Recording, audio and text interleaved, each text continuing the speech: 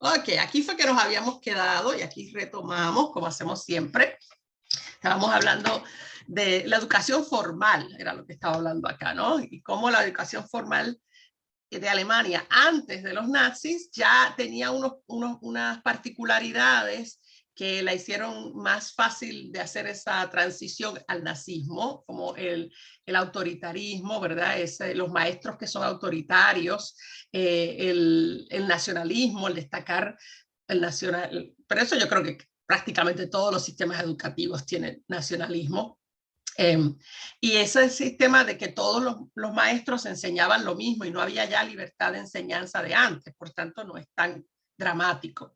Ahora, lo nuevo es que va a haber unos nuevos énfasis y uno de los más importantes va a ser la biología. ¿Por qué? Porque con la biología o la pseudobiología se va a sustentar ¿verdad? Esa idea de que hay unas razas, de que las razas existen, de que hay razas superiores y razas inferiores, y cómo las razas pueden cambiar para peor si no se contienen esos nuevos elementos que entran. Entonces, que en este caso son los judíos. Les decía también que los maestros serán formados, ¿verdad? Los niños son formados por maestros de la SS en algunos casos. Los padres que quieren que sus hijos sean futuros militares o policías los tratan de poner en uno de los NAPOLAS, que eran los Centros de Educación Político Nacional, y los que quieren que sus hijos sean funcionarios del gobierno nazi, pues eso los tratan de poner en las escuelas Adolfo Hitler. Así que cada escuela se especializa en algo distinto, pero son escuelas de élite en ese sentido de que no todo el mundo podía entrar y que son pocas las escuelas. No que fueran elite porque solo los ricos pudieran entrar, ¿no? Eso fue algo bastante consistente del nazismo, el principio de que las clases sociales no eran importantes para tener acceso al partido, a posiciones en el partido o en la SS. No era basado en clase social, sino en raza. El criterio es que sea ario puro y que no tenga defectos de nacimiento. Bueno, entonces como eso ya lo habíamos visto, ahí ya les repasé eso, que fue lo que habíamos visto, pero aquí vamos a ver cosas nuevas. ¿Cuándo se empieza a enseñar la historia nazis? La historia tiene otro enfoque bajo los nazis y hay mucho, se vuelve a la cultura griega en términos, por ejemplo, de los espartanos, por ejemplo, se resalta mucho el pueblo espartano porque era un pueblo guerrero y que tiene los valores que los nazis promueven. Así que esa Esparta se vuelve y se glorifica. Figuras de la historia como Julio César y Augusto, cuando se trata del tema del Imperio Romano, pues se resaltan esos Julio César, Augusto, que a los niños se les enseñará que estos fueron Führers, igual que Hitler, o sea, que está poniendo a Hitler al nivel de Julio César o de Augusto, de eventualmente Carlomagno también, exaltado como el carnicero de los sajones. Y siempre se va a buscar en la historia al alemán para exaltarlo y al judío para desprestigiarlo. ¿Okay? Siempre se le busca ambas cosas. Se llegó incluso a discutir, aunque no se hizo, la posibilidad, quizás si la historia hubiera sido distinta, hubiera pasado que crear un nuevo calendario en donde el año de 1933, como fue el año en que Hitler entra como en ese caso canciller, fuera el año 1, iniciar un nuevo calendario empezando con la era nazi, pero no pasó. Los niños, los jovencitos son invitados a participar en múltiples actividades que vamos a ver ahora. Ahí ven unos niños que van aparentemente a alguna actividad fuera de la ciudad y van en esos camiones. Dice eso es lo que dice el rótulo: el Führer ordena, nosotros obedecemos. Esa obediencia, esa disciplina será recalcada de muchas maneras. Los niños pertenecen, los más chiquitos, a lo que se llama la Hitlerjugend o la juventud hitleriana. Y el director es este hombre que ven aquí abajo, que tiene una cara de niño, ¿verdad? Aquí este que ven es Baldur von Schirach. tiene cara de nene chiquito, cachetón, tiene 24 años cuando entra a estar a cargo de la Hitlerjugend. Él era el que coordinaba la Hitlerjugend en toda Alemania. Cuando termine la guerra, se dé el juicio de Nuremberg, él va a ser condenado a 20 años de prisión en la prisión de Spandau. Por haber, ¿verdad? Exaltado los valores nazis a los niños, bla, bla. La Hitlerjugend al principio es opcional y es solo después del 1936 que se convierte en obligatoria. Efectivo el 37 porque es al final. Cuando eso ocurre, ya ahí quedan disueltas, o sea, todas las otras organizaciones, las de la Iglesia Católica, todas las otras organizaciones que había, quedan disueltas. Todos los niños obligatoriamente tendrán que ingresar a la Hitlerjugend, organización a la que pertenecen entre los 10 y los 18 años. Ahora, lo interesante es que ustedes pensarán, por eso es que se juntaron, había tantos niños, porque eran obligados.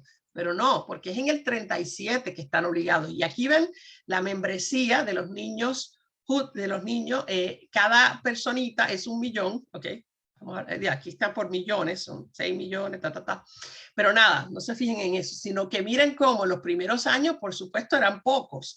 Cuando Hitler entra al poder en el 33, ya ven que empieza a crecer la membresía. Fíjense el 34, 35, 36. En el 37 es que viene a ser obligatorio. Ups, ahí choqué. Quiere decir que en realidad ya había muchos que estaban ahí. O sea, el hacerla obligatoria fue pro forma, porque ya estaban ahí. Esos niños, el primer grupo es la Deutsches Jungvolk, que es de 10 a 14 años. Y lo que quiere decir es juventud alemana. Y ahí ven la promoción. Son como pequeños, los Boy Scouts tienen distintas categorías, como los más chiquitos de los Boy Scouts, los lobeznos. Y acá tienen los requisitos para ser miembro de la Hitlerjugend, porque al principio no era obligatoria, había unos requisitos. Cuando es Hitlerjugend, o sea, de 10 a 14 es esta pequeña, la Deutsches Jungvolk, ¿okay? Cuando de ahí, de los 14 a los 18, es la Hitlerjugend, la juventud hitleriana.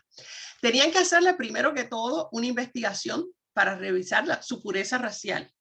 Y eso se hacía por genealogía. Se hacía un árbol genealógico de cada persona y se llevaba hasta el año de 1850, cuando la nación alemana comenzó como nación, ¿no? Como se reconoce como el nacimiento de la nación alemana. Así que iban para atrás hasta el 1850, asegurándose que no tuviera nada, de verdad, ningún judío en su línea, su linaje. Acá vean la prueba de iniciación. Antes de ser iniciados tenían que ser capaces de recitar el dogma nazi y recitar todos los versos de la canción de Horst Wessel, que ya mismo se las voy a poner. Correr, fíjense cierta cantidad, ahí les pongo, otras eran de salto de longitud, lanzamiento de una pelota, una caminata a través del país de día y medio y simulacro de armas pequeñas. Ven que prácticamente todas las pruebas son de fuerza física, capacidad física, y acá les voy a mostrar lo que es el Horst Wessel. Seguro que la han escuchado de las canciones. Y ahí van a ver una marcha de estos jovencitos en un pueblito. Así que como está de lo... espérate, déjame buscar el punto de inicio acá. Se la voy a poner aquí. Ya mismo la van a cantar. Todavía no están cantando, al final.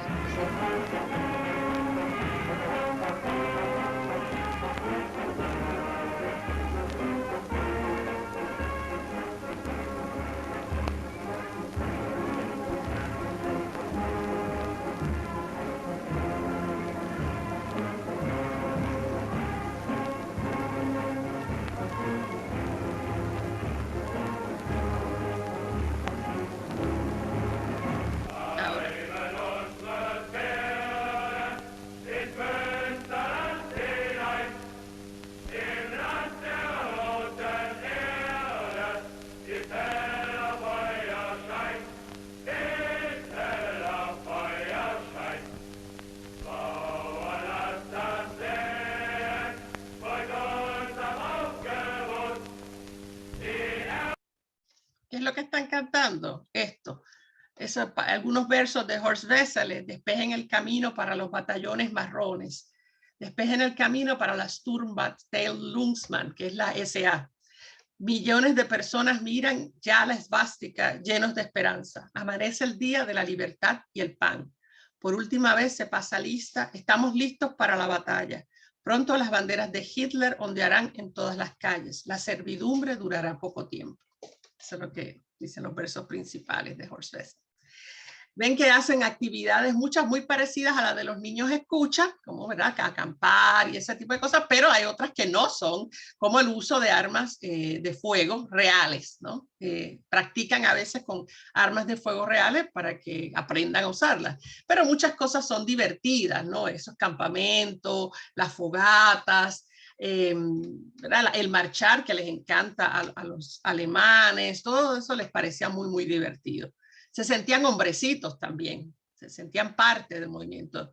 Las niñas, por su parte, están en la Jungmädelbund. Ahí están las nenas haciendo el saludo, como las ven. Las niñas tienen que ser femeninas, ¿okay? No van a usar uniformes masculinos. El uniforme, estas niñas no tienen uniforme, pero ya mismo les muestro. Este es el uniforme, ¿ves? Que tienen una camisa blanca con esa corbatita. Las niñas mayores de 10 años ingresaban a la BDM, que Bund Deutscher Mädel, que quiere decir la Liga de Jóvenes Alemanas. Y ahí lo que se les enseña son todo lo que se les requiere para ser una buena madre, para ser una buena ama de casa. También hacen actividades al aire libre y mucho deporte, porque al igual que en los tiempos de Esparta, se pensaba que una madre da hijos más saludables. Mientras más saludable está la madre, más saludables serán sus hijos, ¿verdad? Que es muy lógico. Así que se promueve la salud física y por eso el deporte en las mujeres. Deportes suaves, ¿no? O sea, no nada masculino. Hacen también muchas cosas folclóricas, bailes folclóricos, ese tipo de cosas. Fue tan popular que en el 1937 ya era en ese momento la mayor organización de niñas de todo el mundo, con 3 millones de miembros. Nunca fue obligatorio que las niñas estuvieran, pero las niñas querían estar, ¿no? Y los requisitos, además de, obvio, la investigación de sus antecedentes raciales, también tenían que recitar lo mismo, los versos de Horst Wessel, todo eso, pero tenían pruebas también, pero eran mucho menos, requerían menos esfuerzo físico. Las pruebas son más sencillas y fíjense, me encanta la de realizar 2 volteretas hacia adelante y 2 hacia atrás. Así que tenían que ser ágiles también. Y hacen mucho cosas, atletismo, ¿verdad?, suave. También hacen bordados, cocina, todo ese tipo de actividades. Y a esa edad a los niños les gusta pertenecer a grupos, así que se imaginarán lo bien que se sentían. Pero aquí está una niña que lo comenta, que se llama Inge Scholl, y dijo: estábamos en ello en alma y corazón, y no podíamos entender por qué nuestro padre no decía sí a todo esto con alegría y orgullo. En ocasiones, él comparaba a Hitler con el flautista de Hamelin, que con su flauta atrajo a los niños a su perdición. ¿Es que no era maravilloso tener de repente algo en común, un vínculo con otros jóvenes? Nos tomaban en serio y eso nos ponía a flotar de forma especial. Creíamos que éramos miembros de una gran y bien ordenada organización. Sentíamos que éramos parte de un proceso, de un movimiento que convirtió a una masa en un pueblo. Así que ya les escogí esto porque ahí tienen una idea de lo que estaba detrás de pertenecer a estas organizaciones. Porque es algo muy, los que no se nos ha olvidado cómo éramos a esa edad, sí, a esa edad a uno le gusta pertenecer, le gusta ser igual, le gusta vestirse igual que los demás. Es después que uno empieza a ser más independiente, pero a esa edad es muy vulnerable a esa presión de grupo también. Como le pasa a esa niña, ella quería que su papá la apoyara, pero su papá no estaba de acuerdo, ¿no? Pero ella ponía su alma en eso. Ahora, cuando ya pasaban, cuando ya cumplían 17 años, podían entonces solicitar entrar a la Sociedad de Fe y Belleza, o Glaub und Schönheit, en donde se le daba más entrenamiento ya específicamente, economía doméstica, preparación para el matrimonio, para partos y todas esas cosas. Ahora, una cosa interesante es que se la voy a mostrar ya, es que estas son las jovencitas que serán invitadas a participar o a ir a campamentos con jóvenes de la SS para ver si se enamoraban y tenían bebés. A cruceros también, en los cruceros las invitaban con jóvenes de la SS porque pues alguien se iba a enamorar de alguien y lo importante era que nacieran bebés. Ya mismo les muestro eso. Aquí las ven haciendo cosas de cocina, hilando, apreciación del arte, ¿verdad? Todas esas cosas importantes para una ama de casa. Las pósters refuerzan toda esta imagen de la mujer como deportista, como madre, como patriota, ¿no? Como una patriota. Por ejemplo, no estaba bien visto que las mujeres alemanas usaran maquillaje. Eso no, se esperaba que fueran saludables de por sí, tuvieran color en la cara por su salud, ¿no? Y que vistieran, si es posible, especialmente las del campo, con las ropas folclóricas de la historia alemana, ¿no? Entonces, claro, como les decía entonces, estas mujeres tienes que parearlas con hombres, ¿no? Pero con hombres arios. Entonces, estas organizaciones, Lebensborn es una organización que empieza en el 1936, organizada y establecida por Himmler. Y estos son unos centros, son 21 que se crean, los Lebensborn. Y ahí está el símbolo, porque es parte de la SS, es una división de la SS, que se llama Lebensborn, quiere decir fuente de vida. Mejor título no podía tener. O sea, la idea es crear situaciones, ¿verdad? Crear lugares de encuentro entre los jóvenes SS, que ya para ser SS tienen que ser puros, racialmente puros, con las jovencitas que ya habían pasado su propia prueba de pureza para que puedan producir bebés perfectos, bebés arios perfectos. Estas jovencitas y estos caballeros no tienen que casarse, no es requisito, no es importante si se casan o no. Lo importante es que tengan bebés, ¿okay? Es bien específico, ¿no?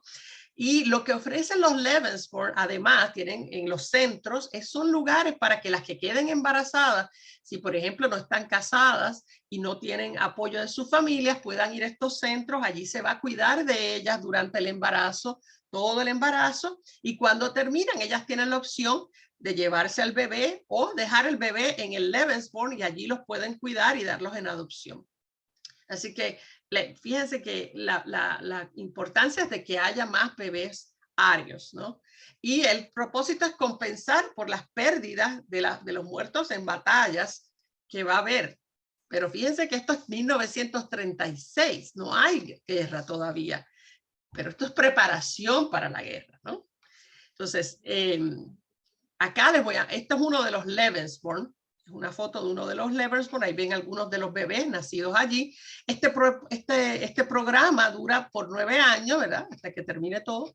Y en esos 9 años nacen 11,000 bebés a través de los Lebensborn, y de ellos el 60% eran ilegítimos, o sea que las madres no estaban casadas. Algunas se llevaron sus niños, otras dejaron los niños en los hogares y ya. Pero ya habían hecho un servicio al país porque habían tenido niños arios, ¿no? Los casamientos, ¿verdad? Son promovidos, no es que sí se promueve, pero si no, no importa, lo importante es que tengan los bebés. Esto es un casamiento ario. Cuando alguien se casa, el regalo perfecto es el libro Mein Kampf. Ahí ven que le están entregando a esa pareja, siempre el juez mismo que los casa le entrega una copia autografiada del libro Mein Kampf. Para que todo eso es como la Biblia, ¿no? Te llevas la Biblia para tu casa. Y así, esa es la familia ideal. Es una familia que mínimamente debe tener 4 niños, es la familia ideal, ¿no? Todos arios, ¿verdad? Todos saludables, ¿verdad? Así, muy planeado. Ahora, esos jóvenes también se les va orientando a través de otras maneras. Además de estas organizaciones, había algo que se llamó el Servicio de Trabajo del Reich, o Reichsarbeitsdienst. Y yo aquí hablando alemán, no me hagan caso, yo estoy tratando de decirlo. Jóvenes participan, lo que hacían eran 6 meses de servicio. Antes de ir a la universidad o antes del servicio militar. O sea, no es para todos, pero era un requisito antes de ir a la universidad o de ingresar al servicio militar, el hacer esos 6 meses de servicio, que generalmente eran en los campos. Y lo que hacían era ayudar a los agricultores con sus cosechos, con sus fincas, ¿verdad? Lo que fuera. Fíjense acá, ellos están marchando, ¿verdad? En una de esas, ahí está Hitler, están marchando frente a Hitler. Los que están en ese servicio y que cargan palas, ¿ven? Lo que no son armas, sino palas. De hecho, el símbolo que tiene de este Red Armbrustdienst es una pala, trigo, ¿ven? El trigo y la pala. Ahí ven las jovencitas trabajando en eso, trabajaban en eso, en las cosechos. Y hacían un servicio, eso estaba bueno, no todo es malo, ¿eh? Hay cosas que están ok, eso está, a mí me parece que eso está bueno, porque la gente es bastante inmadura cuando se termina la escuela y le ayuda un poco la madurez, ¿verdad? De dar servicio, pero bueno. Sigue siendo un estado totalitario, así que hay la otra organización que yo les mencioné antes, porque hablamos de eso cuando les comenté sobre el Volkswagen.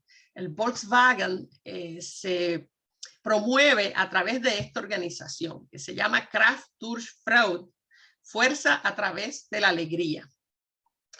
Y es una organización para el entretenimiento, para la vida de las personas, maneras de ser entretenidas, las vacaciones de las personas, todo eso se coordena a través de del KDF, que es como le llamaban. Y este KDF viene a sustituir los sindicatos. Y usted me dirá, ¿pero qué tiene que ver el entretenimiento con los sindicatos? Nada, ese es el punto, ¿verdad? Que no hay que activar a los trabajadores para que defiendan sus derechos. Ese no es lo vamos a juntar, pero para que se diviertan, para que la pasen bien.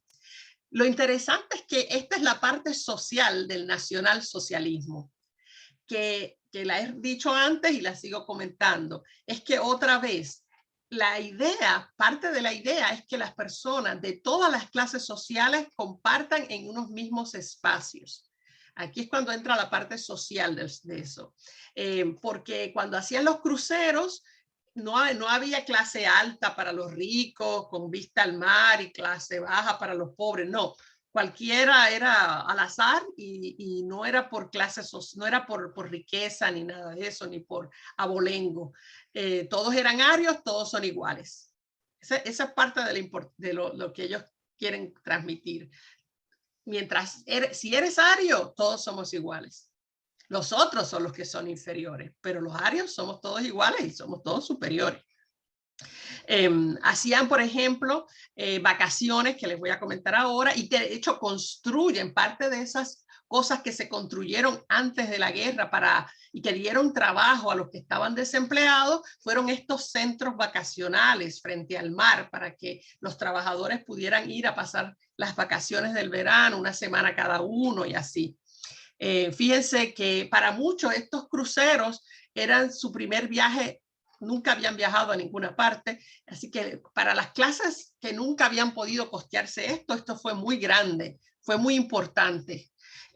Ahí ven uno de esos cruceros que se llamó el Wilhelm Lusthof, tenía 616 cabinas para 1.400 pasajeros, todos tenían vista al mar, como les digo, la idea era que no hubiera clases, que unos tuvieran y otros no. Y se construyeron 10 de estos barcos cruceros hasta el 1939. Ya en el 39 empieza la guerra y todo lo que se construye es para la guerra, pero hasta entonces lo hubo y fueron muy la gente les encantó, la gente iba muy alegre a esto, era un gran cambio. O sea, quiero recalcarlo porque parecería una tontería esto, pero no lo es. Para una persona que ha trabajado y nunca se ha podido costear unas vacaciones a algún otro sitio que no sea por ahí cerquita, la oportunidad de hacer estos viajes es una cosa que para ellos es algo grandísimo, ¿no? Que el gobierno les está subsidiando, porque lo pagaban primero que el costo es muy bajo, pero incluso ese bajo costo se subsidia por el gobierno para ¿verdad? Hacerlo más bajo, e incluso lo pagan en cuotas muy cómodas. Para que tengan una idea, recuerden que el automóvil, el Volkswagen, costaba 980 Reichsmarks, más o menos. 12 días en Italia, en uno de estos, cuesta 150 Reichsmark. O sea que es muy, muy económico y encima lo pagan en cuotas. 7 días por el Mediterráneo, 63 Reichsmarks. Si iban por semana, no, lo que pagaban era a lo más 30 Reichsmark por semana hasta que pagaran lo que fuera. Ahora, ¿a dónde iban? Bueno, solo a países que eran amigos, por supuesto, ¿no? Así que la mayoría va a visitar Austria, ¿verdad? Cuando tomen Austria, cuando tomen Checoslovaquia, ¿verdad? Van a ir hasta los países donde ellos, ¿verdad? Tienen algunas simpatías. Italia, por supuesto, ¿no? Austria, Italia, mayormente fue eso, Austria, Italia, el Mediterráneo, porque es por el mar, no eran muchos los destinos, pero era un gran cambio, era algo especial. Hasta el 1939, 750.000 alemanes se beneficiaron solamente de los cruceros. Así que fue muy, muy popular esto y poderoso. Ahí ven algunas de las promociones que se usaban en el KDF, ¿verdad? Fíjense que le pone el auto saliendo del país. Estas son para hacer, había excursiones en estos autos que eran como unos pequeños buses, unos minibuses, que eran excursiones dentro de la propia Alemania, distintas partes de Alemania. Y aquí ven la promoción de los cruceros, ¿no? Y ahí ven la gente en los cruceros. Entonces, además de eso, había otros temas a través de los cuales la gente se le ponían ideitas en la cabeza. Pero eran, como ven, son cosas que son benignas, ¿no? Es algo que la gente no lo iba a interpretar como que, uy, no asusta, es algo benigno. Una de ellas fue el arte. Los alemanes eran gente, sobre todo los alemanes de la ciudad, no digamos los del campo, pero sí los de ciudad, gente muy culta, ya habíamos visto eso. Así que el arte es un tema importante y por ahí van también. Y lo que hacen es rechazar a ciertos artistas, ¿verdad? Que eran muy modernos, demasiado modernos para el gusto. Ellos son neoclásicos, se van al neoclasicismo. Fíjense que en todos los pósters que le hemos dado, incluso eso, pero los de las mujeres, ¿verdad? Si miramos, es bien neoclásico en el sentido de que es muy realista y los cuerpos, mucho detalle en los cuerpos, también en el físico. Estos no tanto, pero hay otros que se ven pechos completos, dibujados, desnudos. Desnudos están bien, siempre y cuando sean realistas, ¿no? Lo que no les gusta es ese arte moderno que ellos le llaman degenerado y eliminan algunos artistas que consideran demasiado modernos, ¿no? Alegan... ¿Cómo? Dime. El abstracto. Ajá, exacto, es muy abstracto. Acusan, ¿verdad?, de que son de origen judío o que son bolchevistas. El Bauhaus específicamente lo acusan de ser bolchevismo arquitectónico. Y entonces, fíjense en este póster que he conseguido aquí, que tiene 4 pinturas de ese estilo. Lo que dicen palabras aquí es, incluso esto se tomó en serio en su día y se compró por mucho dinero. Los títulos son El Dios de los Aviadores, En la Playa, Cuadro de Merz y Retrato de Familia. Los artistas son Bolzan, Belchinger y Schweitzer. O sea que ellos están haciendo burla de que esto la gente pagó por esta porquería, básicamente. Pero se hace más. Se organizan estas exhibiciones de arte, de ese arte que ellos llaman arte degenerado, para que la gente vaya, lo vea y se burle. ¿Ok? Lo mire como con desprecio. Y como ven, eran muy populares. Miren la fila que hay aquí frente a la Entartet, se llamaba Entartet Kunst. Es una exposición de arte degenerado. Las pinturas las colocan de formas feas les ponen etiquetas ridiculizando, escriben cosas debajo para ridiculizar. Es toda una burla al arte moderno. Y ahí ven algunas de ellas ahí, ¿verdad? Y los llevan a la gente para que lo vean y se burlen. Esta es del jazz, es una pintura que tiene. Ellos detestan el jazz, lo detestan. Era algo que estaba muy de moda y ellos lo rechazan. Así que fíjense que hay muchas avenidas por donde van todos estos valores. Por eso es que es imposible que alguien que haya crecido en esos años no se vea afectado por esto, porque es masivo, es totalitario, está en todas partes. Ustedes se preguntarán, ¿y la universidad qué tal? Porque la universidad es donde está el saber. Bueno, la universidad también estaba acostumbrada al autoritarismo, le gustaban las políticas fuertes, la imposición de políticas, y la gente le gusta obedecer la política de la universidad. Ciertamente no era política anteriormente, la universidad era apolítica en buena medida, pero había ya desde que estaba el tiempo de la República de Weimar, había un rechazo mayoritario entre los profesores a ese gobierno, y por ende a lo que ellos entendían por democracia. En ese momento era el gobierno de Weimar. Así que ellos, viendo que el país no le iba bien económicamente, en términos de moralmente también se pensaba que no le iba bien, pues ellos proponen regresar al Reich. Esto es antes de que lleguen los nazis. Cuando empieza el partido nazi, ¿verdad? Con la SA a darse a conocer, empieza a obtener simpatías, tanto entre profesores como estudiantes. Y la mayoría de los profesores y de los estudiantes tomarán una de dos posturas: o cooperan con el régimen o se conforman, se callan, aceptan. Cooperar quiere decir que se meten de lleno en el nazismo. Ya desde el año 33 comienzan los profesores que no se adaptaban, que no se conformaban, que criticaban y se oponían, empiezan a ser expulsados y amonestados. Así que ya eso comienza con Hitler mismo, y cada vez se van sintiendo perseguidos, los van arrinconando, ¿verdad? Hacen reuniones, no los invitan, ese tipo de cosas. En el 33, fíjense lo que dice el ministro de Educación, Hans Schempp: a partir de ahora no les debe importar averiguar si esto o aquello es verdad, sino solo si está de acuerdo con el sentido de la Revolución Nacional Socialista. Nosotros no somos objetivos, somos alemanes. Así que está claro, esa es la postura. Si no estás de acuerdo, ¿qué haces? Te vas, te tienes que ir, ¿sí? Porque no hay otra. Se decía que era una universidad de la ciencia populista, se decía. Y el filósofo Martin Heidegger dijo: ni los postulados ni las ideas son las reglas de vuestro ser. Solo la persona del Führer es la realidad alemana, presente y futura, y también su ley. O sea que si tú tienes las personas más admiradas, están 100% en apoyo al Führer, hay una presión de grupo, ¿no? También entre los profesores y entre los estudiantes.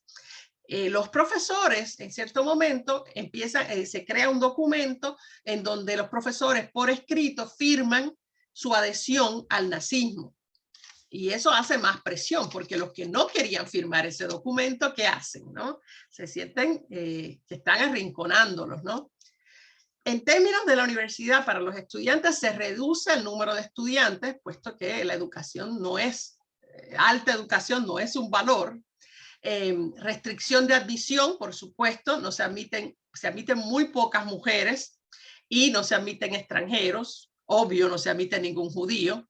Los profesores judíos pronto se irán en una purga, saldrán todos, y el requisito para los estudiantes graduarse, además del servicio social que hacían antes, van a ser 2 meses en los campos de la SA en entrenamiento.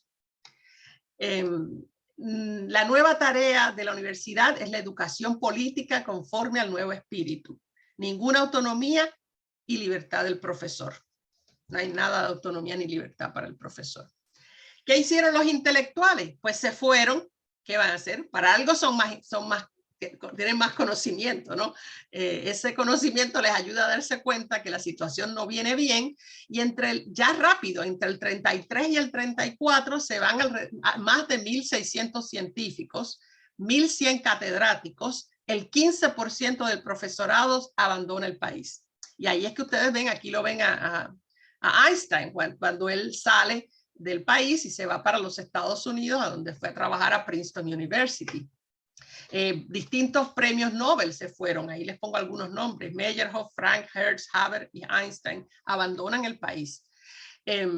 Porque ya de ahí en adelante, para ser profesor, había que ir primero a una academia de docencia del partido, y también te tenían que evaluar el partido y darte la aprobación antes de que pudieran ser profesores. Así que si no estás de acuerdo, lo mejor que puedes hacer es irte. Y eso fue lo que hicieron, buscaron trabajo en otros países y se fueron a enseñar en otros países.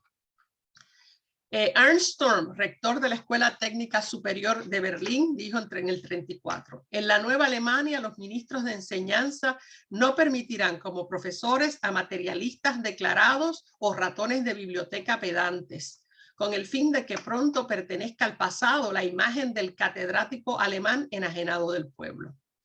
Así que imagínense que lo llamen a uno un ratón de biblioteca pedante. Sí, el mensaje estaba claro. Otra de las iniciativas que se crearon para aglutinar, para que la gente se sienta parte del grupo, todo esto, a los que acceden, aceptan todo esto, se sienten parte de ese Volk, ¿no? Ese Volk alemán. Este se llama el Winterhilfswerk, el socorro invernal. ¿De qué se trata? De ayudar a los más necesitados en el invierno. Va a estar en vigor desde el 37, antes de la guerra, hasta el mismo 1945. Se dan los meses poco antes que empiece el invierno, durante el invierno y hasta poco después que termine el invierno, que es desde octubre hasta marzo. Y hay campañas constantes. ¿Para qué? Para que la gente dé dinero, puedes dar dinero para ayudar a los otros, o a veces textiles, alimentos, ¿verdad? Es como si decir las ollas populares acá, ¿no? Que cooperamos con las ollas populares para ayudar a los que necesitan una ayuda. Aquí ven una de las promociones a Hitler, ¿verdad? Poniendo dinero en una de esas alcancías. Usaban niñas, todos arios, por supuesto, recaudando el dinero, se hacen actividades más grandes, y hay una de las actividades que es lo más interesante, que es la de la olla, la comida de una sola olla se llama, que se pedía que una vez al mes las familias hicieran una comida de una sola olla, ¿okay? Y que lo que se ahorraban, porque esas comidas eran como una medio sopa, ¿no? Y que eso que ahorraban al hacer esa comida lo donaran para el socorro invernal. Claro, si usted no donaba, ¿qué pasa si usted no dona? Bueno, tenían unas organizaciones en las comunidades, en los vecindarios, que se llamaban las juntas de la vergüenza, que se aseguraban de que usted le diera vergüenza o miedo no donar, porque le hacían una listita de los que no donaron y lo visitaban en su casa y le decían, usted se le olvidó donar. Y si usted como quiera no donaba, a veces su casa amanecía llena, apedreada completamente, pintada, o sea, había mucha presión para que la gente hiciera esto. Si usted se pone a pensar, uno dice, fíjate, pero es algo lindo, ¿no? Es ayudar a los necesitados. Pero no era algo opcional, ¿okay? Ya ven que es algo también forzado. Ciertamente se busca que todos se sientan parte del mismo grupo social, ¿no? Es otra vez esa misma idea. Fíjense en esta foto, aquí ven a Hitler y a Goebbels con otros de la SS que están compartiendo una de esas comidas, para dar el ejemplo de que, fíjate, nosotros lo hacemos, ustedes lo pueden hacer también. Así que eran ollas, eran papas y cosas ahí en una olla hirviendo, como un puchero de eso. Entonces los niños, ¿con qué juegan los niños? Los niños juegan con juguetes apropiados para la época, ¿no? Están los muñecos nazis, que hoy tienen un valor increíble, si usted los busca en eBay y esas cosas, carísimos, ¿no? Todo tipo de muñequitos vestidos de nazis. Y también están las figuritas, fíjense en estas que son las figuritas de elastonina, es el material con que las hacen. El bracito, los bracitos se mueven para que pueda hacer el saludo, ¿no? Así que ese bracito siempre se mueve. Hitler modeló para que se hicieran estas figuritas, estuvo modelando y se estuvieron produciendo hasta 1943 estas figuritas. Y ya ven que tienen hasta el edificio del Reich, ¿no? La Cancillería, es la Cancillería del Reich. Y bueno, los niños coleccionaban estos cositos y bueno, está todo el podio, tiene todo. Genial. Había otros que venían, por ejemplo, este es de Mussolini. Aquí tienen a Goering. Aquí está Franco. Este es uno de Franco. Un muñequito de Franco. Y este es el de, ay, espera, yo lo puse acá. Ah, sí, los tenía aquí. Los puse aquí. Me olvida el nombre de este hombre siempre, Rudolf Hess, que era el secretario de Hitler, el que tomó las notas para Mein Kampf, para mi lucha. Así que había muñequitos de otros personajes también, los personajes importantes. Pero también se jugaban juegos de mesa judíos, nazis, ¿sí? Y ahí ven algunos de ellos. Ven que el tablero nazi, este es un juego de la SA, este juego es de la Fuerza Aérea, de los bombardeos aéreos. La caja dice, luchamos contra el enemigo. Y este que está acá a la izquierda es de los submarinos, es un juego relacionado con los submarinos y dice, vamos contra Inglaterra, un nuevo juego de guerra sobre nuestras fuerzas submarinas. Y bueno, tienen los niños para jugar, o sea que, como les decía, es bombardeo de propaganda por todos lados, ¿no? Ahí sí hay un juego de mesa alemán, pero es un juego que se llama Afuera los judíos. Y aquí ven abajo, este es el tablero, y ahí ven una familia judía que la idea es ayudarlos a salir de Alemania. Por eso es que se llama Fuera los judíos. ¿Cómo ayudamos a estos judíos a salir fuera de Alemania? Y van, ¿verdad? Hay tropiezos, hay distintos problemas en lo que logran sacarlos de Alemania, que es el propósito del juego. Y ven aquí algunos de los cositos para jugar, lo que se movía. Todos aquí en la cabecita de los muñecos tienen caricaturas feas de judíos. Así que otra vez son juegos bien ideológicos. Si les parece sorprendente que exista este juego, les voy a comentar que hay un juego en Estados Unidos de los años 70 que se llamaba Blancos y Negros. Y ahí está el tablero y ahí lo ven. Las instrucciones del juego eran, los blancos empezaban con $1 millón, los negros con 10,000. Y cada raza tiene diferentes barajas de oportunidades. Mientras que los blancos podían comprar propiedades en cualquier parte del tablero, que es como un monopolio, ¿no? El juego de monopolio. Los negros estaban limitados a ciertas áreas hasta que acumularan al menos $100,000 y se les prohibía totalmente la propiedad en las zonas suburbanas. O sea que es sobre segregación racial, es un juego sobre segregación racial. Los que crearon el juego decían que era para ayudar a entenderse, que los blancos que lo jugaran entenderían mejor, desarrollarían sensibilidad a las dificultades de los negros y que los negros, no sé, tendrían más envidia todavía de los blancos, esa parte no está clara. Entonces, duró poco el juego. La Asociación de Psicólogos de Estados Unidos desarrolló una protesta férrea y el juego desapareció pronto después. Pero en los 70 todavía hay ideas estúpidas como esa, ¿no? La Navidad, que es la época más linda, es nazi también. Las Navidades son nazis. Acá ven ¿verdad? Las bolitas del árbol nazi. Esto es para hacer los pasteles. Para hacer el pastel tienen un molde que es una suástica. Entonces el pastel va a ser una suástica también. Las tarjetas de Navidad, aquí ven las tarjetas de Navidad, tienen la suástica. Y ahí ven la foto de Navidad. Muchos usaron, esta foto se usó también para hacer tarjetas de Navidad con Hitler ahí meditando frente al arbolito de Navidad. Todo esto también normaliza el antisemitismo. Fíjense lo que hay aquí. Es un cenicero donde cuando usted termina el cigarrillo, usted se lo pone en la cara a un judío, ¿sí? Que es lo que está debajo aquí, una caricatura de un judío. Miren estos que son los bastones de judío también, ¿sí? Se normaliza a través de esto el antisemitismo, porque se ve todo el tiempo, no es una aberración. Los niños son, ya habíamos dicho la importancia de los niños para Hitler. Se promueve, fíjense, este póster es de un libro que fue escrito y que decía al frente, niños, ¿qué saben acerca del Führer? Era un librito sobre la vida del Führer, ¿no? Pero este que ven a la izquierda es otro libro para niños, se llama Las felices aventuras de Fritz y Franz en la juventud hitleriana. Y pues ya se imaginarán de todo, ellos todo lo que aprenden. Ahora hay unos más fuertes, estos son suavecitos, estoy llevándolos de a poquito. Estas son unas ilustraciones del libro Der Giftpilz. Ahí ven la nariz, lo que dice debajo de la nariz judía es torcida, se parece a un 6. Eso es lo que dice debajo de esta ilustración y ven que el niño está haciendo el número 6 para tratar de hacer la nariz judía. Dice abajo que el Dios de los judíos es el dinero y sigue por ahí, ¿verdad?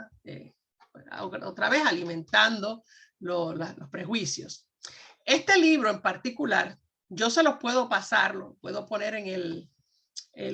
me tomé la molestia de traducirlo al español, pero les advierto algo. Que se llama No confíes en ningún zorro en el páramo verde, no confíes en el juramento de un judío. Ese libro tiene unas caricaturas bien feas.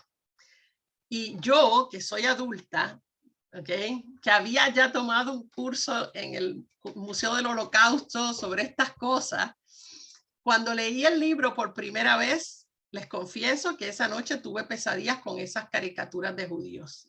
O sea, si yo pienso, si yo, que soy adulta, que tú sabes, no lo voy a ver igual, imagínense un niño. Es bien fuerte. Yo se lo voy a poner después, lo voy a poner probablemente en el WhatsApp, creo que entra, para que lo vean, porque digo, los que se atrevan, porque es como perturbador el libro. Así que este es el libro que le voy a poner.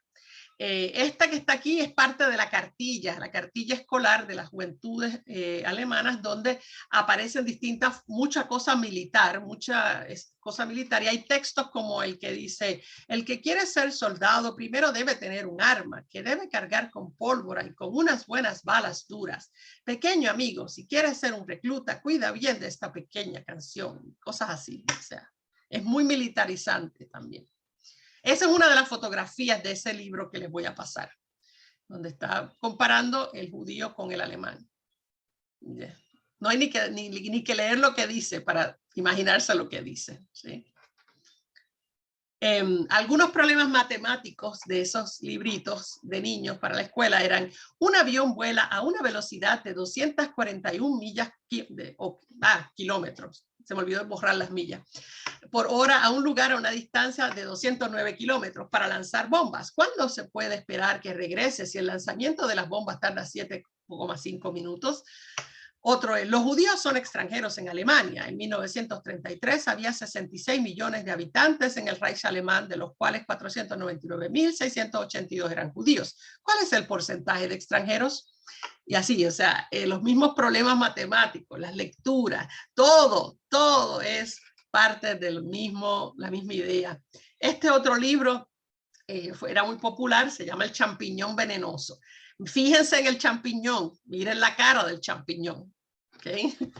Es un judío también, pero el judío venenoso, y tiene, ¿verdad?, la estrella de David. ¿De qué se trata el cuento? Bueno, es con una mamá y un niño que van por un campo y van recogiendo champiñones, que era muy común, la gente del campo, ¿verdad?, consumía champiñones, pero la mamá le va diciendo al niño, tienes que ser muy cuidadoso porque algunos champiñones son venenosos y nos destruyen. Y cuando van, entonces hace la alegoría entonces con el champiñón venenoso, es el judío que nos viene a destruir. Este es otro, el Sato, der Pudel, Mops, Dackel, Pinscher. Es una mezcla de 3 perros. Fíjense, el perrito es un perro por delante, uno en el medio y otro distinto al final. ¿Qué es un perro Sato?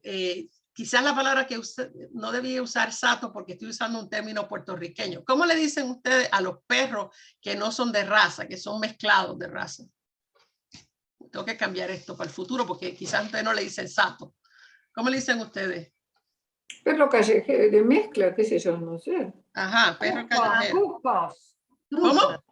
Cruzcos, perros no, qué casa. Grupo. No, mezcla. Ok. Mezcla, perro. Bueno, pues, Ok. Cruza. Lo que por eso les puse sato, porque en mi país se le dice sato, pero en Dominicana le dicen viralata. Así que no sé, cada uno le dice como le dice. Bueno, cada capítulo, no es solo el perro, cada capítulo compara a los judíos con distintos animales desagradables. Con los zánganos de las abejas, ¿sí? Con las hienas que comen carne, ¿verdad? Que otro animal que otro mató, los camaleones, no sé por qué. Las langostas, las que vuelan, esas que matan las cosechas, los chinches, los estorninos, no sé por qué, los perros satos, los serpientes venenosas, con tenias, con bacterias, con todo lo negativo. Y en 3 de las historias terminan con llamados a matar a los judíos directamente. ¿Ok? Así que es un libro fuerte también. Hermann Goering dijo... Perdón, Ligia. Sí, dime. Viralata sería el perro vagabundo. Ajá, esos que son viralatas son, pero casi nunca un perro Ese de es esos. el perro portugués, es en portugués. Pero acá no se le dice así.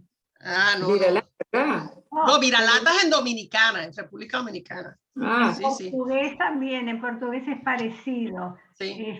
Pero nosotros le decimos el perro vagabundo. Son los que no tienen raza pura.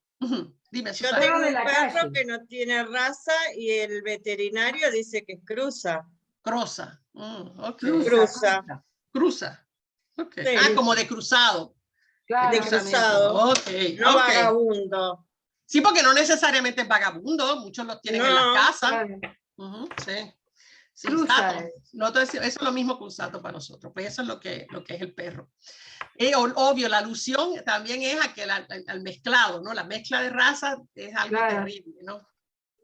Hermann Goering dijo, aunque ellos iban a la ópera, ven, aquí este es el palco, ahí ven a Hitler en el palco con Goebbels, pero a este nunca le gustó a Hermann Goering, nada de eso. Él iba para que lo vieran. Cada vez que escucho la palabra cultura, busco mi revólver. Eso ha sido esa frase ha sido, ¿verdad?, repetida muchas veces porque es fuerte, ¿no? Y la otra cosa que organizaron es la quema de libros. Frente a esa que están viendo es frente a Dios, esa foto no es de la quema de libros. Disculpen la foto, esa foto es en Londres.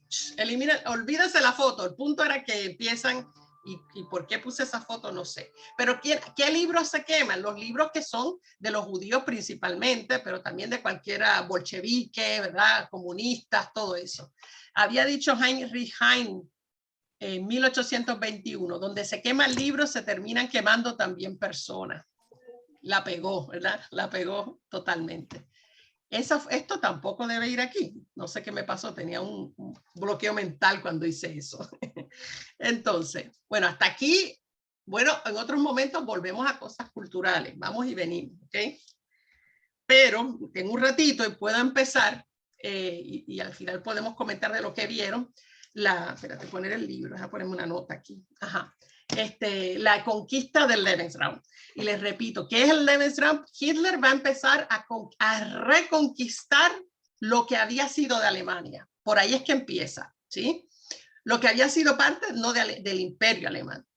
Y va a ir agarrando pedacitos, y nadie hace nada, ¿verdad? Eso habíamos visto el primer pedacito en la orilla del Rin. Nadie hace nada y cada vez él hace un poquito más, ¿no? Hace otra cosita más, agarra otra cosita más, como vamos a ver. Eso es lo que se llama el Lebensraum. Ellos le decían, eso quiere decir el espacio vital, porque la teoría es que los alemanes necesitan más espacio, porque están teniendo más bebés que los otros europeos, por tanto necesitan más espacio. Y ese espacio se ubica mentalmente sobre todo hacia el este, moviéndose hacia el este.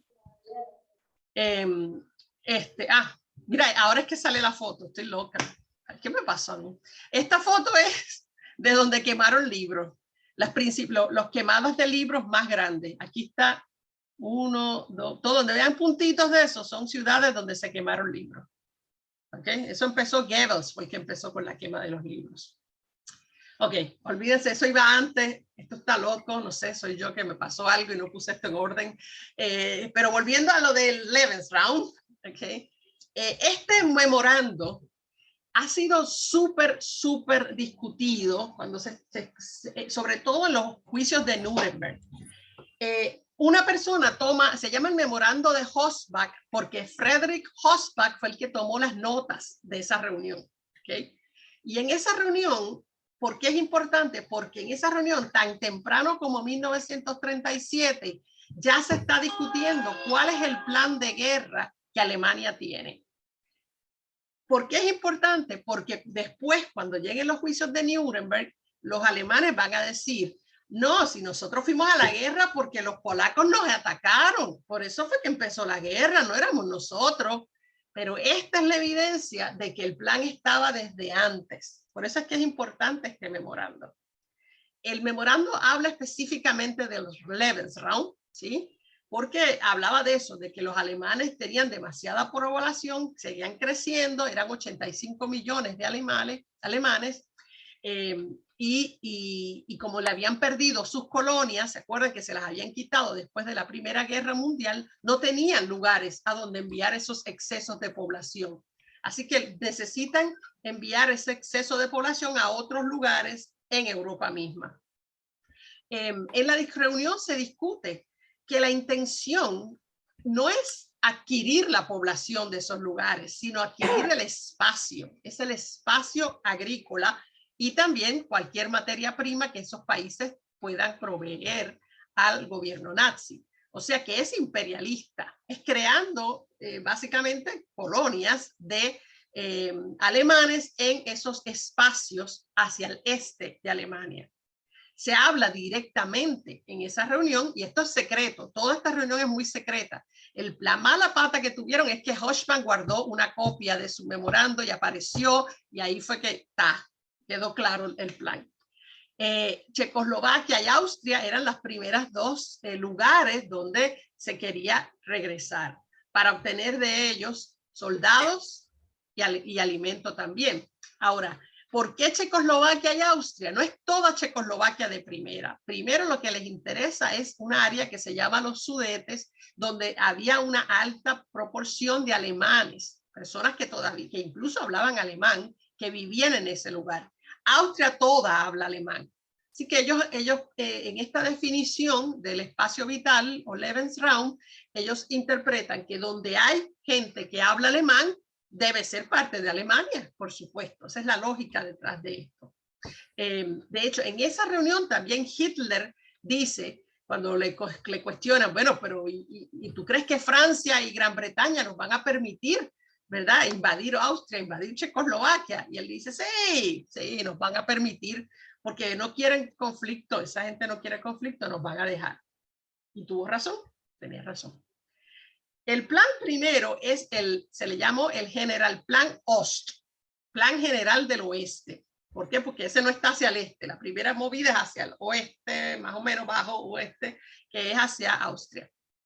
Y la idea era que traer a eso, o sea, tomar posesión de Austria y llevar allí granjeros alemanes para que usaran las tierras y las hicieran productivas, ¿no? Crear producción en esas tierras. Pero también se sabía que iban a encontrar judíos en esos lugares, así que la idea también va a ser limpiar esos lugares, ¿ok? No se dijo en esa reunión, pero sabemos que eso fue lo que va a ocurrir. Y la idea del plan general es que cuando se muevan hacia el este, los eslavos, que lo que quiere decir es todas las personas de Rusia y de todos los países eslavos, no es solamente Rusia, sino también Ucrania, por ejemplo, Rumania, Hungría, todos esos se convertirían en esclavos de los alemanes. Cuando ya estuviera el gran imperio alemán, esas personas serían los esclavos, porque ellos van a verlos como inferiores a los eslavos. Es un juego de palabras, eslavos serían los esclavos, ¿no? Trabajarían para ellos. Este mapa quedó horroroso. Aquí algo pasó en mi computadora. Debe ser una actualización que hice que me cambió todo. Debe ser eso, porque este mapa no se ve bien. Suele pasar. Sí, mira que lo quieras, no puedo usar eso. Ok. Esa es la entrada. Ahí están cuando están entrando en En Austria, voy a tener que revisar todo eso. Ahí es la entrada de los alemanes a Austria. Es pacífica, no hay que hacer guerra, entran pacíficamente y la toman y no hay resistencia. Al contrario, la gente está emocionada, la gente llora, la gente se emociona, porque ellos se sienten alemanes. Y además recuerden que Hitler es austriaco, para empezar, ¿no? Oh, Dios. Voy a tener que parar aquí porque eso no va aquí, eso no va allá, esto está todo en desorden total. Voy a parar aquí, porque de ahí en adelante... todo. Sí, porque yo ayer revisé hasta acá nada más. Y vi que estaba todo en orden. No, hasta ahí no revisé nada. Revisé hasta el perrito. Y hice pero bueno, igual ya pasó un poco el tiempo, así que voy a dejarlo ahí porque esto tengo que revisarlo todo. Algo pasó aquí que me desconchufló todo el sistema. Podemos hablar un ratito, que las reacciones de ustedes a lo que vieron. Espérate, déjame quitar el structure. Y ahí los puedo ver. Ok. A todas esas imágenes y a todas esas cosas, tienen que haber reacciones. A ver, Gloria, ¿tú quieres decir algo? Abre el micrófono, Gloria. Gloria, abre el micrófono, dale. Ahí. Yo he ido a Alemania porque mi hija está en Alemania. Y nunca me explicaba cómo era que el pueblo no había reaccionado ante ese hombre espantoso y esos campos de concentración tan horribles. Y ahora con todo lo que me estás diciendo me estoy explicando algo bastante, pero supongo que el miedo a la... había entusiasmo, yo diría entusiasmo también. Adoctrinamiento. Sí, pero el miedo a la reacción, si ellos protestaban, supongo que eran eliminados. Pero te voy a decir, te voy a adelantar que sobre los campos de concentración no se va a saber. En Alemania, no, la mayoría de los alemanes no tiene que ver eso. Solamente los que viven cerca de los campos van a ver. Los de Polonia, por ejemplo, que tenían un pueblito cerca, que se inundaba de la ceniza. Sí. Eso me pareció horrible, horrible. Pero ningún campo de la muerte estaba en Alemania. Y ni los campos, ninguno de ellos estaba en ningún campo de concentración, excepto el primero estaba en Alemania, ninguno. Pero todo, nadie reaccionó ante nada. No, pero ya son otra gente, porque los evidente polacos... que el miedo era también una cosa muy importante en ese país. El miedo es importante, pero también acuérdate que los polacos estaban felices de que mataran a los judíos, en general. Los polacos no los querían. Entonces, apoyan que los saquen, que se los lleven. Pero el polaco siempre fue un pueblo católico, no me explico. Te juro que no entiendo. Sí, pero acuérdate que ellos mataron a Jesucristo. Acuérdate lo que vimos en la clase pasada. Claro. Ellos mataron a Jesucristo, son enemigos. Aparte, esa concientización continua de todo. Uno se explica un poco eso, sí. Claro. Sí. Eso te lo explica un poco porque... Es una realidad paralela. Yo creo que el miedo era importante.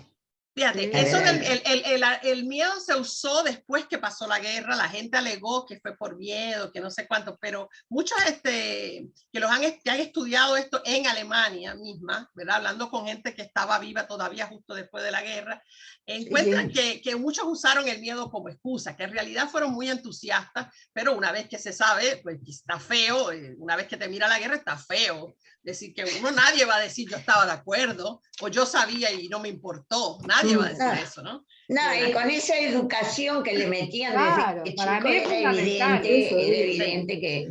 No sé si ustedes se acuerdan del papa anterior, ¿cómo es que se llamaba? Benedicto. Papa Benedicto, que le criticaron muchísimo que él había estado en las juventudes hitlerianas. Pero ¿quién no estaba en las juventudes hitlerianas? Exacto. No había opción. Exacto. Lidia, hay un cerca de Múnich, hay un campo de concentración que en este momento no me puedo acordar el nombre. Dachau, probablemente Dachau, ¿no? Sí. Yo estuve en Dachau, estuve de visita, gracias a Dios. Ese es el único, porque recuerda que ese se construye al principio para los comunistas. Para comunistas pero creo que funcionó también. Sí, después sí.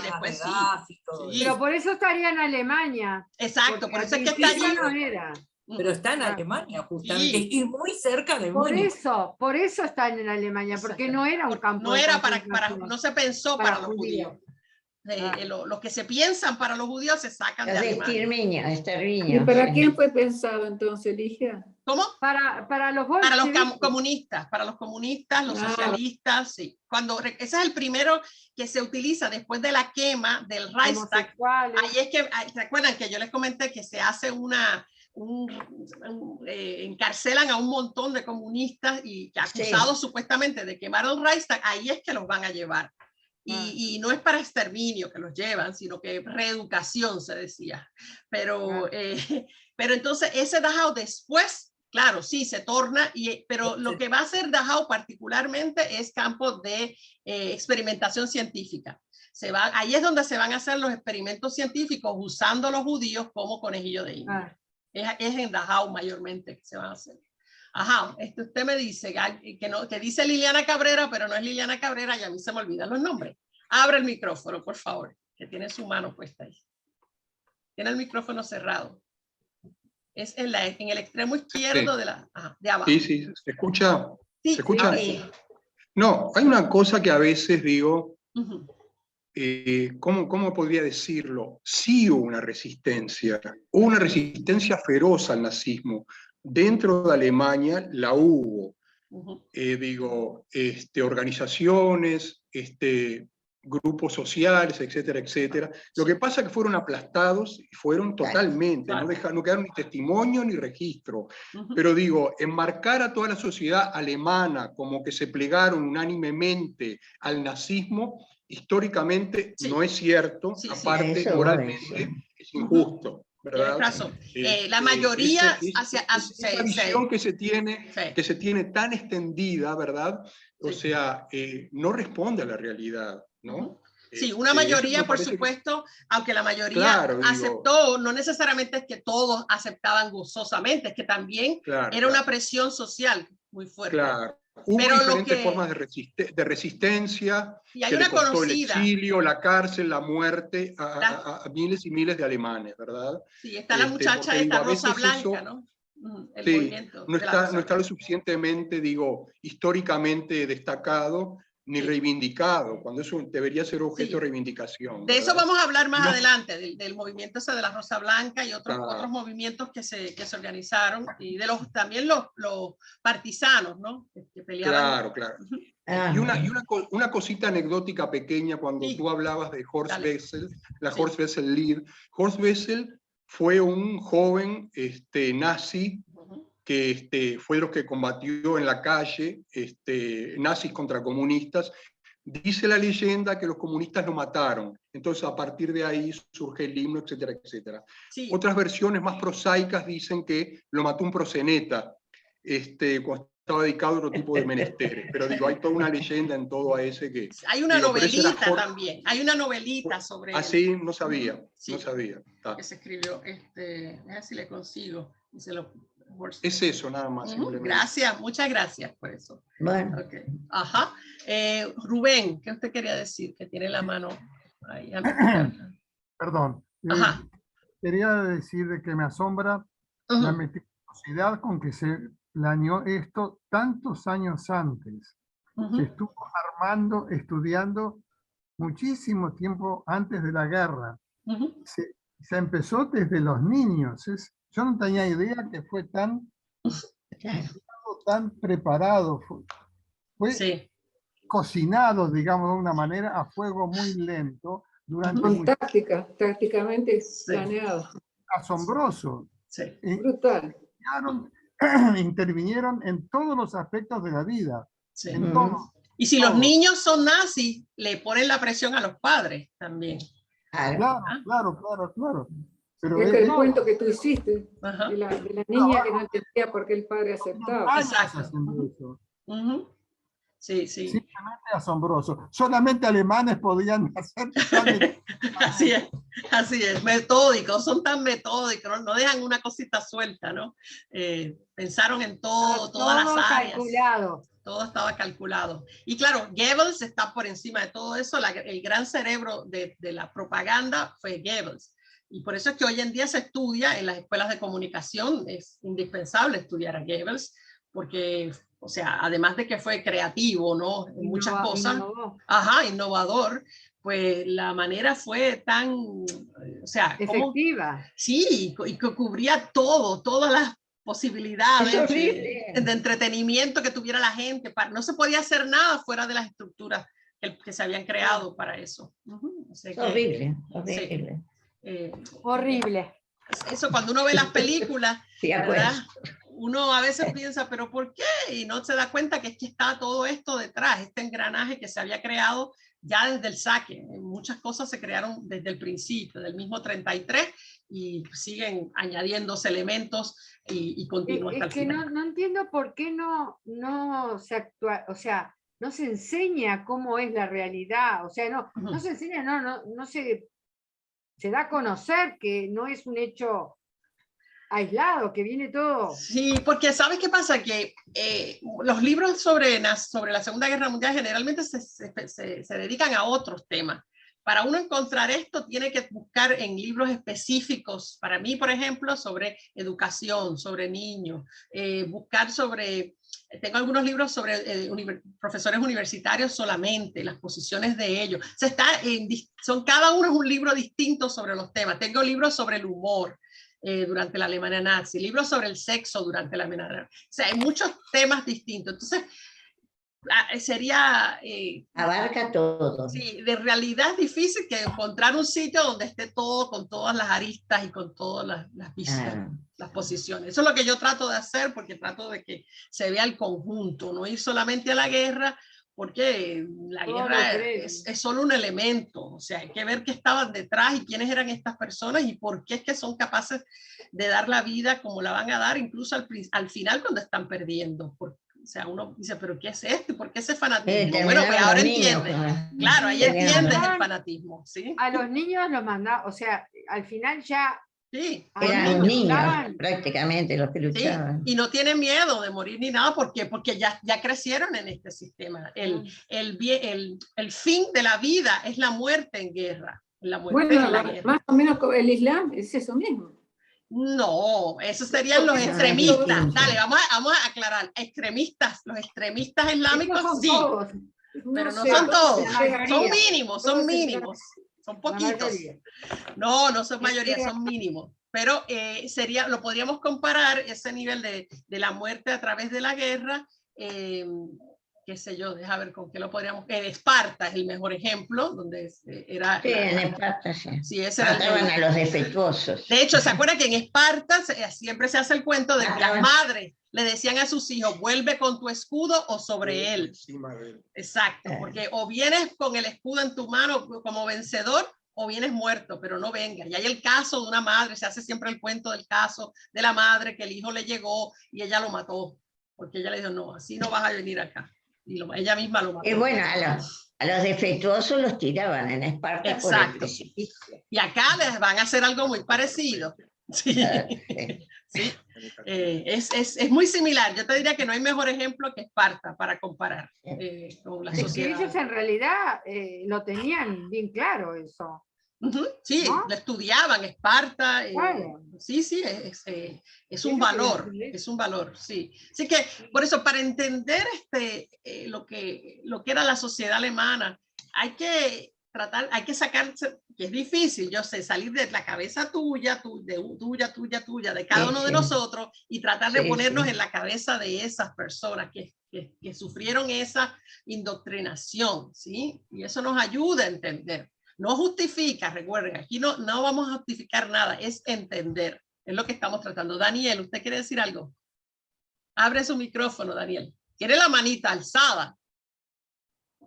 Tiene su mano puesta para arriba. ¿Es un error?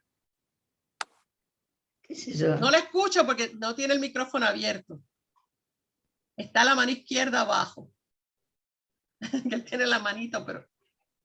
Tiene la manita. Ok, Rubén, usted también tiene la manita puesta. Sí. ¿A qué se iba, Daniel? Me acordé cuando los americanos liberan el primer campo, ellos, y Eisenhower ve lo que ordenó que se fotografíe, se filme, se hagan detalladamente todo, se tome nota de todo, porque dijo, trato de citarlo lo más posible. guarden, conserven todo, porque dentro de 50 años dirán que esto no pasó. Sí, nadie se lo va a creer, nadie lo va a creer. Absolutamente profético. Sí, es así. Claro, vamos a ir a esa parte, ¿sí? El holocausto es de las últimas partes que vamos a estudiar acá y vamos a ver eso en su totalidad. Por eso es que ese es el orden que yo lo estoy haciendo. Primero vamos a ver lo de anterior y los principios de la guerra. Vamos a volver pronto a Japón, ¿ok? Porque no podemos olvidar a Japón, que es algo que se enseña poco, la parte de Japón, y me gusta por eso darla.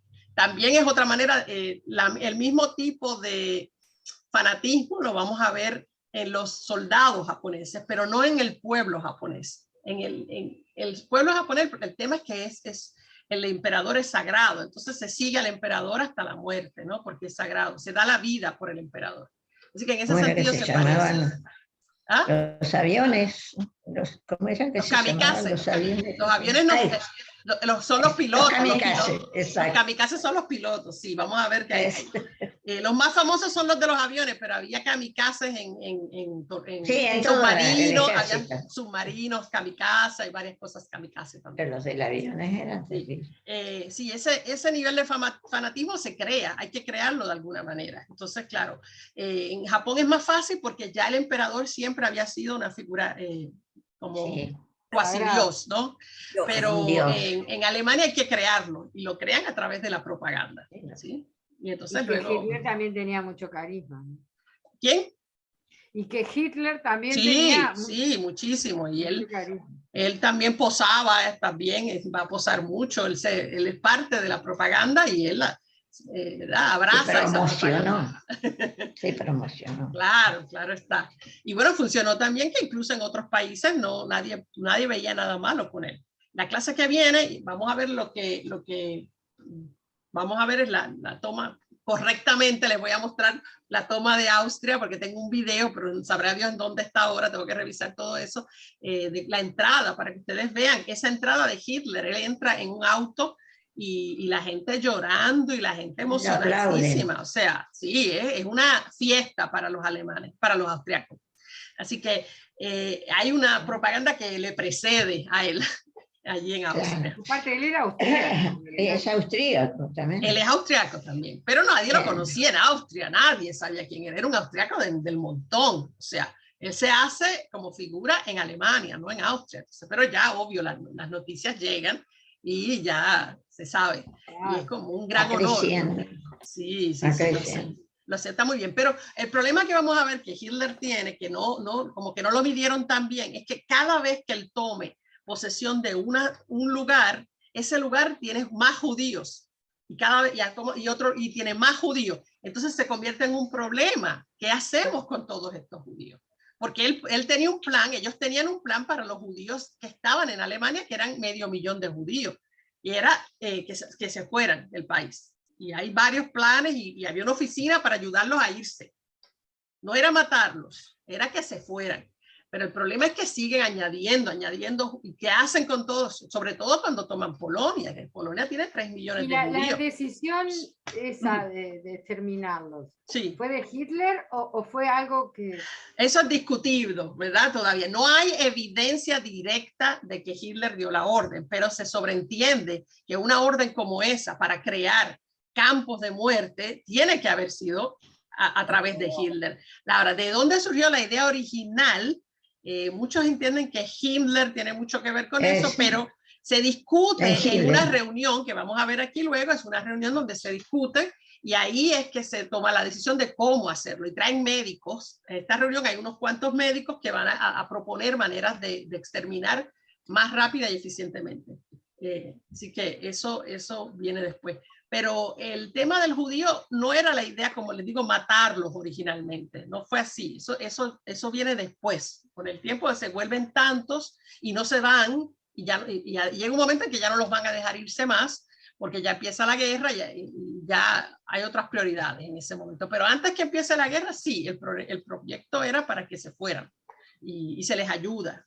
Y hay lugares a donde se les ofrece que se vayan y claro, vamos a ver más detalles eso, no es tan fácil, no es váyanse ya, váyanse, pero me dejan las Le cuentas de sacaban banco. todo, Claro, le me dejan, sacaban todas las riquezas. claro, me dejan las cuentas de banco, no las puedes tocar y los negocios que tienen, no, eso no te lo puedes llevar. Sí, claro. los ayudaban. No es tan fácil, pero algunos muchos se fueron, o sea, unos cuantos, Y vamos a ver luego, antes que morirse habrán dado todo, obvio. se fueron, y los que lo vieron venir desde el principio, como Einstein, se fueron mucho antes y no hubo ningún problema, no había problema con irse.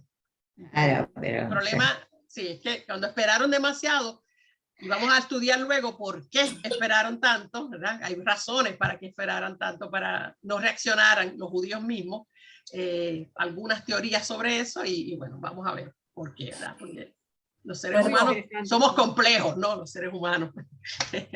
Y Perdón, nada, pues nada. Tú decís que hasta Einstein lo vio venir, pero Sí. tú decís que lo ayudaron. No sé a dónde lo ayudaron, porque Einstein salió con un grupo de resistencia que lo hizo pasar la frontera suiza. Muy bravo la salida de Einstein. No, quiere decir que algunos de ellos sí los ayudaron porque les pidieron dinero a los ricos alemanes, a los ricos judíos, muchos de ellos, el gobierno les pidió dinero y se fueron a cambio de ese dinero. Después les voy a mostrar cómo era el sistema y les daban era un sistema de que pagaban para salir. Pero eso eran los ricos, ¿no? Y Einstein no era rico, era un profesor, los profesores nunca somos ricos. Nunca hemos sido ricos. Pero dejó un poco de cerebro nomás. Sí, pero y tenía la suerte que como era un premio Nobel enseguida consiguió trabajo. En Estados Unidos, bárbaro. Premio Nobel en ese momento, antes de la guerra. Yo no estoy, premio Nobel. Yo creo que sí era antes de esto. Sí, vea, sí. Sí, ¿verdad? Puede. Apareció Rubén. Yo dije, creo. Creo que fue poco antes, pero sí, ya él era. Y por eso Princeton enseguida lo trae. Claro, se lo lleva, Estados ¿no? Unidos. Sí, pero muchos otros se quedaron porque obtuvieron trabajos también y como no eran judíos nadie los iba a echar. Estos que tenían más miedo eran los judíos que de plano pierden sus posiciones en las universidades. Los únicos que quedaron si eran judíos que estaban casados con alemanas. Tuvieron algunos más, o sea, la tuvieron más suave, ¿no? Les daban un espacio. Porque el ser judío se transmitía por la madre. Sí, por la madre. Sí. Pero ellos no los tomaban como judíos. No, para los alemanes eran judíos también, hasta como un abuelo, hasta el abuelo judío contaba. No, lo que sí es que como la mujer era alemana, ella tenía un derecho a tener a su marido allí. Marido fuera lo que fuera el marido, fuera. Y entonces esos, por ejemplo, hay uno, no lo tengo aquí, a ver si lo tengo en la clase que viene, que escribieron sus diarios. Hay uno de ellos que se me acaba de olvidar el nombre totalmente, que es muy famoso, que era un profesor que se queda sin trabajo, pero no lo atacan más allá de eso. Se queda en su casa escribiendo en la casa y la esposa lo protege por su ciudadanía y por ella ser aria. Pero algunos que estaban casados con... si eran una mujer casada con un alemán, una mujer judía, generalmente se le exigía que para quedarse en Alemania tenía que esterilizarse, para que no tuvieran hijitos satos, o como dicen ustedes, cruzas. No tuvieran hijos cruzas. Eso, no tuvieran hijitos cruzas. Escúchame, estaban hablando de el Nobel. El Nobel de Einstein fue en 1921. Ok. Hacía tiempo. Ok.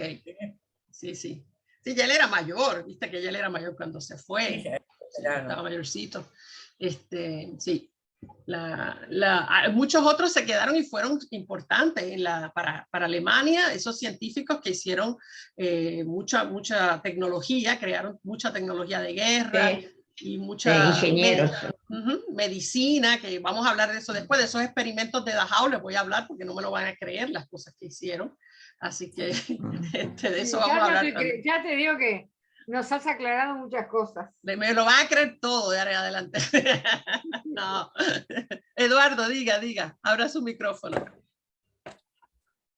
Ahí. A ver, Oppenheimer fue el inventor de los cohetes B1 y B2. B2. Al final de la guerra, se fue primera. para Estados Unidos. Ajá. No, de la segunda. Ok. De la segunda. Fíjate, tengo acá un libro de su biografía, pero no lo he leído todavía.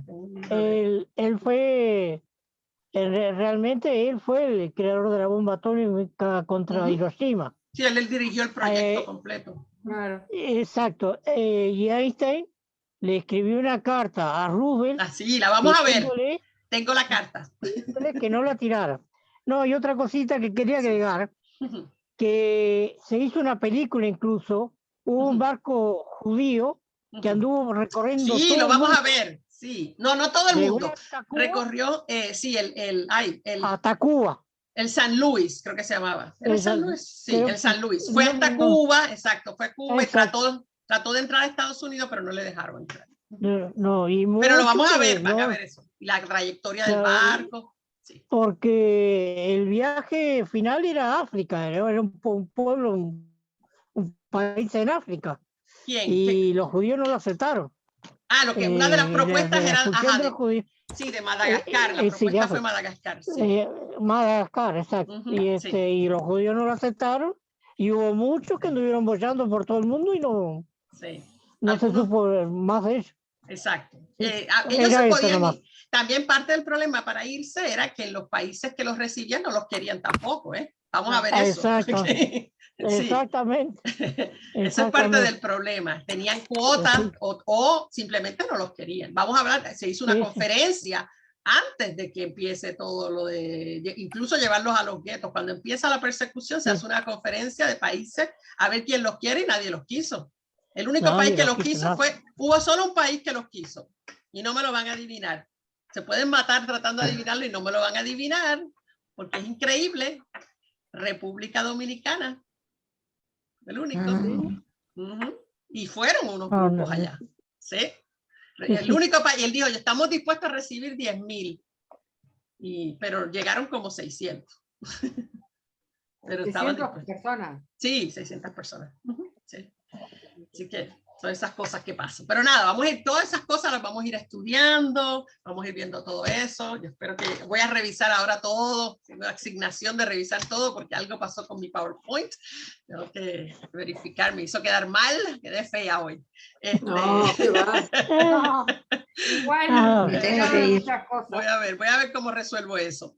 Y nada, que pasen linda semana. Bye, bye. Bueno, gracias. Estén bien. Nos vemos la semana que viene. Nos vemos la semana que viene. Gracias. Chao.